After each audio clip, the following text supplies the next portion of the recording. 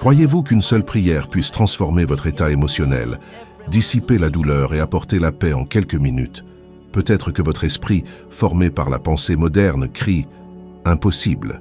Mais je vous le dis, impossible n'est que le mot préféré de ceux qui n'ont jamais fait l'expérience de la puissance qui naît lorsque la foi se unit à une attitude mentale positive. J'ai vu des hommes ruinés devenir multimillionnaires, j'ai vu des cœurs brisés retrouver la joie, et j'ai vu des rois perdre leur trône parce qu'ils ont ignoré un principe simple révélé dans les Saintes Écritures.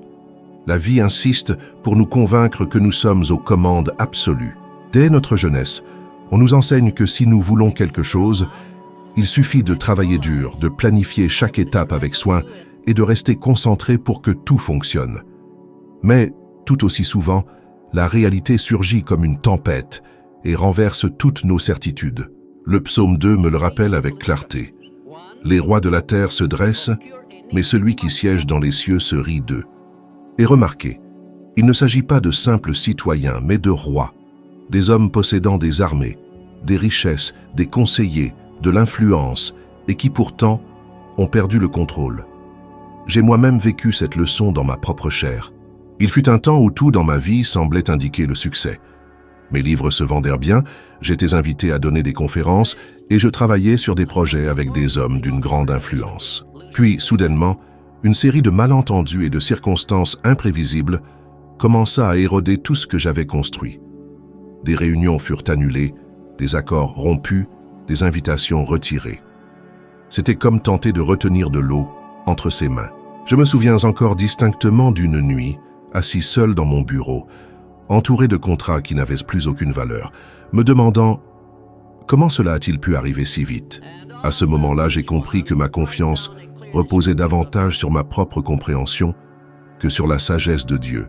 Je croyais pouvoir prévoir et contrôler chaque variable, mais j'avais oublié qu'il existe un Seigneur qui gouverne sur toute chose et qui voit bien au-delà de ce que mon esprit limité peut imaginer. Lorsque je me suis enfin agenouillé et que j'ai dit « Seigneur, règne sur ma vie et mes affaires », quelque chose a commencé à changer en moi. Je ne me battais plus contre les circonstances, j'alignais mon cœur sur le véritable commandant. Il ne fallut pas longtemps avant que des opportunités inattendues apparaissent. Une lettre que j'avais envoyée plusieurs mois auparavant et à laquelle je n'avais jamais reçu de réponse fut retrouvée par un entrepreneur influent. Il m'invita à participer à un projet qui non seulement rétablit mes finances, pour un montant équivalent à environ 1 million d'euros, mais ouvrit aussi des portes sur lesquelles je n'aurais jamais osé frapper seul. Une fois encore, il devint clair pour moi que le contrôle absolu est une illusion et que la véritable sécurité réside dans la reconnaissance de celui qui dirige réellement l'histoire. Combien de fois avez-vous insisté pour lutter seul, croyant que si vous travailliez plus, réfléchissiez plus et vous efforciez davantage, vous finiriez par gagner? Et combien de fois, à l'issue de ce combat, vous êtes-vous senti simplement plus fatigué, frustré et découragé? La grande majorité des gens vivent ainsi, accrochés à l'idée que lâcher prise équivaut à échouer. Mais je vous pose la question, et si c'était exactement le contraire? Et si remettre le contrôle au véritable roi était précisément ce qui vous permettrait de vivre la victoire que vous recherchez tant? Pensez aux dirigeants, aux artistes et aux entrepreneurs qui se sont effondrés, non pas par manque de talent ou d'effort, mais parce qu'ils s'étaient fiés uniquement à eux-mêmes. J'ai vu des hommes perdre des fortunes et des familles pour avoir ignoré la souveraineté divine. Et en même temps, j'ai vu d'autres prospérer avec moins de ressources, mais avec un cœur soumis à la volonté de Dieu. Le monde affirme que dépendre de Dieu est un signe de faiblesse, mais j'affirme que c'est la plus grande démonstration d'intelligence et de courage qu'un être humain puisse avoir. Car lorsque vous reconnaissez qu'il existe un trône au-dessus de tout trône humain, vous êtes libéré de la peur du lendemain. Et lorsque cette peur disparaît, la paix remplace l'anxiété, et c'est dans cette paix que naissent les décisions les plus sages et les opportunités les plus extraordinaires. J'ai appris parfois douloureusement que peu importe combien je suis préparé sans cette reddition quotidienne, tout peut s'effondrer en un instant. Mais lorsque je place mes projets devant Dieu, même si les vents changent, je sais que je ne serai pas renversé. Ainsi, si aujourd'hui vous sentez que vous êtes à bout, que vos forces s'épuisent et que vous ne voyez plus d'issue, il se peut que ce qui vous manque ne soit pas un effort supplémentaire, mais de reconnaître, une bonne fois pour toutes, qui détient réellement le contrôle. Quand la douleur arrive, elle ne demande pas la permission. Qu'il s'agisse d'une perte financière soudaine, de la fin d'une relation, de la trahison de quelqu'un en qui vous aviez confiance ou même d'un diagnostic qui change votre vision de l'avenir, elle s'installe simplement et commence à ronger chaque pensée. La réaction instinctive est de résister de toutes ses forces, de se distraire, d'occuper son esprit, d'étouffer le sentiment. Mais j'ai compris que cette réaction ne fait qu'alourdir le fardeau que nous portons. Le psaume 2 contient une phrase qui m'a toujours interpellé. « Brisons leurs liens et jetons loin de nous leurs chaînes. » Bien souvent, ces chaînes ne sont pas visibles. Elles sont formées par la peur, le ressentiment et le manque de foi. Et d'expérience personnelle, je peux affirmer que la prière est la clé qui brise ces entraves. Je me souviens d'une période où j'ai traversé une profonde déception professionnelle. C'était un projet dans lequel j'avais investi du temps, des ressources et ma réputation. Des personnes en qui je croyais m'ont tourné le dos. Et les critiques ont commencé à se répandre. Je me sentais prisonnier, comme dans un labyrinthe sans issue. Chaque jour, la douleur s'intensifiait et la tentation de riposter ou de sombrer dans l'apitoiement sur moi-même était grande. Mais dans un moment de silence, je me suis agenouillé et j'ai prié différemment. Je n'ai pas demandé à Dieu d'enlever simplement la douleur, mais de la transformer en quelque chose d'utile, de me révéler un but caché derrière cette souffrance. Et s'est produit quelque chose d'étonnant dans les jours qui ont suivi. La douleur n'a pas disparu instantanément, mais j'ai commencé à ressentir une force intérieure renouvelée. Je pouvais affronter les mêmes circonstances avec plus de clarté et moins d'amertume. Ce changement intérieur m'a conduit à prendre des décisions plus sages et plus stratégiques, qui ont ensuite ouvert des chemins bien meilleurs que celui que j'avais perdu. La douleur a été, en vérité, la chaîne qui m'a obligé à m'arrêter, à réfléchir et à changer de direction. Et la prière a été l'outil qui a brisé le cadenas. J'ai vu cette réalité se répéter chez de nombreuses personnes que j'ai accompagnées au fil des années. Par exemple, une femme que j'ai connue à Chicago avait perdu son mari et avec lui toute sa sécurité financière qui représentait environ 50 000 € par an. À chaque conversation, elle me répétait « Napoléon, tout est fini pour moi ». Et peut-être as-tu déjà ressenti cela. Cette impression que la vie t'a pris quelque chose de si essentiel qu'il n'y a plus moyen de recommencer. Mais je lui ai dit quelque chose que je te répète maintenant. Lorsque nous prions en demandant non seulement du soulagement, mais aussi une direction, l'impossible commence à se mettre en mouvement. Elle a décidé d'essayer. En 30 jours, elle a lancé une petite activité de couture, quelque chose qu'elle avait toujours aimé, mais qu'elle n'avait jamais pris au sérieux. En 6 mois, elle subvenait à ses propres besoins et aidait également d'autres veuves et orphelins de sa communauté. Il y a une vérité que nous devons affronter. La douleur en elle-même n'est pas la fin de quoi que ce soit. C'est un signal qu'un changement est nécessaire, et si tu l'acceptes, elle deviendra le déclencheur d'un nouveau chapitre. Ce qui empêche la plupart des gens de vivre cette transformation, c'est leur obstination à regarder la blessure au lieu de regarder la guérison. Et la guérison ne commence pas par la résolution pratique du problème, mais par la décision de briser les liens invisibles qui te gardent prisonnier de ton propre esprit. C'est pourquoi j'insiste. Si aujourd'hui tu sens que les chaînes de la douleur se resserrent, fais le choix délibéré de chercher Dieu dans la prière. Pas une prière précipitée, mécanique, simplement pour accomplir un rituel, mais une conversation profonde et sincère, où tu remets non seulement la souffrance, mais aussi ta volonté d'être guidé vers quelque chose de plus grand. Tu pourrais être surpris de constater que, plus important encore que de voir la douleur disparaître, c'est de voir apparaître le but, et lorsque cela se produit, le fardeau devient si léger que tu te demanderas pourquoi tu as mis autant de temps à laisser tomber ces chaînes. Dieu a dit « Demande-moi et je te donnerai les nations pour héritage et les extrémités de la terre pour possession. » La première fois que j'ai lu cela, j'ai tout de suite pensé à la richesse, au pouvoir et à l'influence. Mais avec le temps, j'ai compris que cette promesse va bien au-delà de ce que la plupart imaginent. Il ne s'agit pas seulement d'accumuler des biens ou de conquérir des territoires physiques, mais de recevoir une autorité spirituelle, une clarté de mission et la capacité de diriger et d'influencer des vies de manière durable. Il est étonnant de voir combien peu de personnes osent demander quelque chose de grand à Dieu. Elles se limitent à de petites prières, presque honteuses, comme si vouloir plus que le strict nécessaire pour survivre était de la présomption. Mais je te pose la question. Si le Créateur même de l'univers nous invite à demander, Pourquoi continuer à accepter des miettes? Le problème, c'est que beaucoup ne demandent pas, car au fond d'eux-mêmes, ils ne croient pas le mériter. Ils se sentent limités par leur origine, leurs erreurs passées ou des comparaisons injustes avec ceux qui paraissent plus capables. Moi-même, avant de comprendre la profondeur de ce principe, j'ai souvent réduit mes demandes à quelque chose de plus réaliste, comme si je faisais une faveur à Dieu en ne l'ennuyant pas avec des rêves trop grands. Je me souviens d'une conversation que j'ai eue avec Henry Ford, à une époque où beaucoup doutaient encore de son industrie. Il m'a confié qu'avant de prendre des décisions importantes, il réservait toujours un moment pour prier.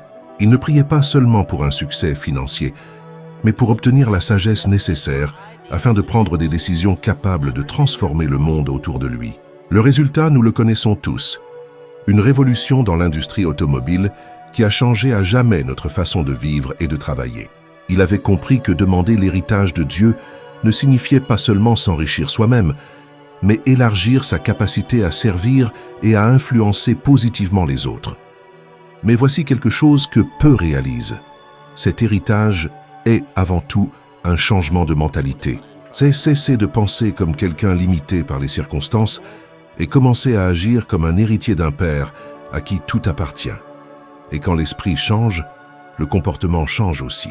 Tu cesses d'accepter des offres qui diminuent ta valeur. Tu arrêtes de t'entourer de personnes qui drainent tes forces.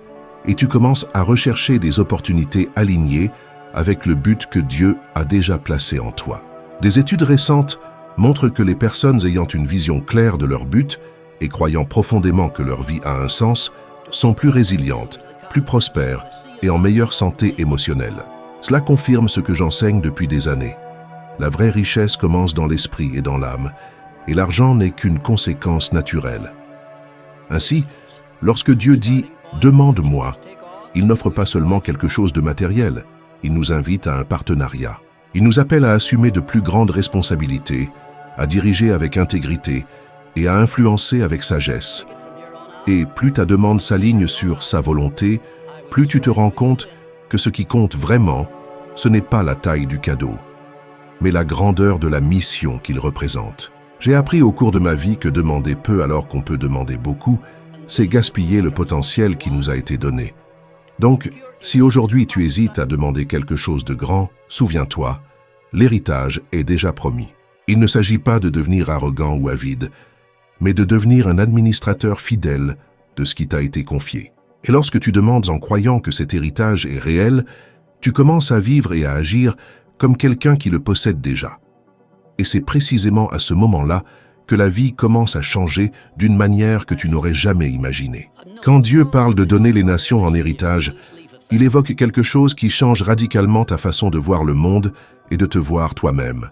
C'est comme s'il disait « Arrête de penser petit, arrête de te voir simplement comme quelqu'un qui essaie de survivre et commence à te voir comme un héritier de promesses infinies. » Cette invitation n'est pas réservée aux rois ou aux dirigeants mondiaux. Elle s'adresse à toute personne qui choisit de se positionner avec foi et de demander avec audace. Ce que je constate dans la pratique, c'est que beaucoup pensent que demander de grandes choses à Dieu est un signe d'orgueil. Mais je te dis, l'orgueil, c'est de croire que tu peux vivre toute ta vie uniquement par tes propres efforts, en ignorant qu'il existe une source inépuisable de ressources spirituelles et d'opportunités prêtes à être accessibles. La véritable humilité, c'est reconnaître que tu as besoin de quelque chose de plus grand que ta propre force. Et cette humilité crée un espace pour que l'héritage commence à se manifester. J'ai vu des personnes simples, sans ressources financières ni contacts influents, changer complètement le cours de leur vie simplement parce qu'elles ont eu le courage de demander plus. Elles ont commencé à rêver non seulement d'avoir assez pour payer leurs factures, mais aussi d'avoir suffisamment pour créer quelque chose de durable, bénir d'autres familles et financer des projets qui transformeraient leur communauté. Et cette transformation n'est pas seulement extérieure, elle est intérieure. Lorsque tu crois que tu peux recevoir davantage, tu commences à marcher différemment, à parler différemment et à prendre des décisions plus courageuses. Quand j'étais encore jeune, j'ai moi-même mis à l'épreuve ce principe. J'ai demandé à Dieu quelque chose qui, à cette époque, cela me semblait totalement impossible. Posséder la sagesse et les relations nécessaires pour transmettre le message du développement personnel et de la foi aux dirigeants et aux personnes influentes de mon époque. Je n'avais aucun plan précis. J'ignorais qui m'écouterait, mais je savais que si c'était sa volonté, il ouvrirait les portes. Quelques mois plus tard, j'ai eu ma première occasion de travailler aux côtés d'hommes qui prenaient des décisions nationales. À partir de là, les portes n'ont jamais cessé de s'ouvrir. Certains appellent cela une coïncidence, mais j'ai appris que les coïncidences se produisent beaucoup plus souvent lorsque nos demandes sont alignées sur le dessein de Dieu. Lorsque l'on demande quelque chose qui ne sert pas uniquement à soi-même, mais qui profite aussi aux autres, une force surnaturelle commence à agir en notre faveur. Et ce n'est pas une théorie, c'est quelque chose que j'ai vu et vécu d'innombrables fois. Il faut aussi comprendre qu'un héritage ne signifie pas absence de responsabilité. Au contraire, plus l'héritage est grand, plus le poids de sa gestion est lourd. Beaucoup demandent d'énormes bénédictions, mais ne sont pas prêts à affronter les implications de ces bénédictions. Un héritage mal géré peut rapidement devenir un fardeau. C'est pourquoi, avant de confier quelque chose de grand, Dieu travaille souvent le caractère, la discipline et la vision de celui qui demande. Il nous prépare pour que nous soyons capables de soutenir ce que nous recevrons. Ainsi, lorsque je vous dis de demander, ce n'est pas seulement une invitation à rêver grand, mais aussi un avertissement pour être prêt à croître dans la même mesure que ce que vous désirez. Car l'héritage de Dieu n'est pas un cadeau jetable. Il doit produire un impact, avoir une continuité et laisser un legs. Et si vous êtes prêt à cela, alors n'hésitez pas. Demandez avec audace, demandez avec foi, demandez en croyant qu'il n'y a pas de limite à ce que vous pouvez recevoir lorsque votre cœur est aligné sur son dessein. Si vous commencez à vivre de cette manière, vous comprendrez que les extrémités de la terre dont parle le psaume ne sont pas seulement des lieux lointains, mais aussi des domaines de votre vie qui, aujourd'hui, sont fermés et qui, soudain, commencent à s'ouvrir. Et lorsque cela arrivera, vous réaliserez que l'héritage promis ne concerne pas seulement ce que vous recevez, mais aussi la personne que vous devenez en le recevant. Le deuxième psaume se termine par une promesse qui est à la fois une invitation et un avertissement. Heureux tous ceux qui trouvent refuge en lui. Ce mot « refuge » m'a toujours marqué, car il ne décrit pas seulement un lieu de protection physique, mais un état de confiance absolue, de repos intérieur, même lorsque le chaos continue autour de nous. Et la vérité, c'est que pour la plupart des gens, c'est la partie la plus difficile. Faire confiance avant que les circonstances ne changent. Je l'ai vécu de manière si réelle que je ne l'ai jamais oublié. Il y a eu un moment où un groupe de personnes, poussées par la jalousie et l'ambition, ont répandu des mensonges à mon sujet, capables de détruire non seulement ma réputation, mais aussi tout le travail de plusieurs années. La colère était intense, le désir de me défendre encore plus fort. Je voulais réagir, prouver qu'ils avaient tort, exposer leurs faiblesses. Mais une nuit silencieuse, alors que mon esprit bouillonnait de stratégies pour contre-attaquer, j'ai compris que si je suivais cette voie, je me mettrais au même niveau que ceux qui m'attaquaient. C'est alors presque involontairement que j'ai fait quelque chose qui a totalement changé ma perspective. Je me suis réfugié en Dieu dans la prière. Je ne lui ai pas demandé de punir qui que ce soit. Je lui ai demandé de me donner la paix nécessaire pour traverser ce moment sans perdre mon intégrité. Je lui ai demandé de m'apprendre à voir cette situation avec un autre regard, comme quelqu'un qui ne se trouve pas sur le champ de bataille, mais qui observe tout d'en haut. Et étonnamment, en quelques minutes, j'ai ressenti quelque chose qu'aucune logique ne pouvait expliquer. Un profond calme a remplacé la haine. Les mêmes paroles qui me blessaient auparavant n'avaient plus aucun pouvoir sur moi. Je pouvais les percevoir uniquement comme un bruit de fond, incapable de changer qui j'étais ou le but que je portais. Cette expérience m'a appris une vérité que je garde précieusement. Chercher refuge en Dieu n'est pas un signe de lâcheté. C'est la décision la plus stratégique que l'on puisse prendre. Car lorsque vous vous réfugiez en lui, vous ne fuyez pas le combat. Vous vous fortifiez pour le gagner d'une manière qui préserve votre paix et votre caractère. Et lorsque la paix arrive, tout change. Elle éloigne la peur, clarifie l'esprit et laisse la place à des décisions plus sages, des décisions qui, souvent, évitent les erreurs que l'impulsivité aurait provoquées. Je vois tant de gens chercher la paix dans les plaisirs éphémères, dans les distractions ou même dans l'accumulation de plus d'argent, croyant que cela leur apportera la sécurité. Mais les statistiques montrent que l'anxiété et le stress ne diminuent pas proportionnellement à l'augmentation des revenus. Au contraire, dans de nombreux cas, ils augmentent. La paix véritable ne vient pas du fait de mieux contrôler les circonstances, mais du fait de savoir qu'il existe quelqu'un de plus grand qui s'occupe de tout, même lorsque rien ne semble être sous notre contrôle. En repensant aux grandes figures que j'ai observées tout au long de ma vie, je constate que les plus équilibrées émotionnellement, même en temps de crise, étaient celles qui savaient où trouver ce refuge. Elles n'étaient pas forcément les plus puissantes ou les plus riches, mais elles étaient les plus stables, et cela leur donnait un avantage extraordinaire sur les autres. Car le monde peut vous enlever vos biens, vos postes et votre réputation, mais il ne peut pas vous enlever la paix enracinée dans un cœur qui fait pleinement confiance à Dieu. Ainsi, lorsque le psaume dit que ceux qui trouvent refuge en lui sont heureux, ce n'est pas seulement une promesse de protection contre les dangers visibles, mais aussi un bouclier invisible contre la peur, l'anxiété et le désespoir. Et si un jour vous vous êtes senti étouffé par les problèmes, accablé par la pression et sans force pour continuer, sachez que ce refuge n'est qu'à une prière de distance. Il ne calmera pas seulement la tempête autour de vous, il calmera aussi la tempête en vous. Et lorsque cela se produit, vous ne vous contentez pas de survivre à la crise. Vous en sortez plus fort, plus sage et mieux préparé pour ce qui vient. Le point le plus important est simple mais puissant. La véritable transformation commence lorsque vous reconnaissez qui contrôle votre vie et que vous lui remettez toute votre douleur. Lorsque vous faites cela chaque jour, même pour seulement 5 minutes, vous laissez la paix remplacer l'affliction et vous permettez à l'héritage de Dieu de se manifester en vous. Et si vous voulez gravir un échelon supplémentaire sur l'échelle de la sagesse, j'ai une prochaine vidéo qui vous aidera à devenir au moins 1% meilleur que vous ne l'êtes aujourd'hui.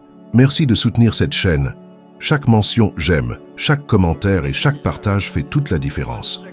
Si vous souhaitez faire partie de notre communauté et recevoir en priorité les vidéos, vous aurez accès à du contenu exclusif qui accélérera encore plus votre parcours. Je vous retrouve dans la prochaine vidéo pour continuer cette marche ensemble. Ne la manquez pas.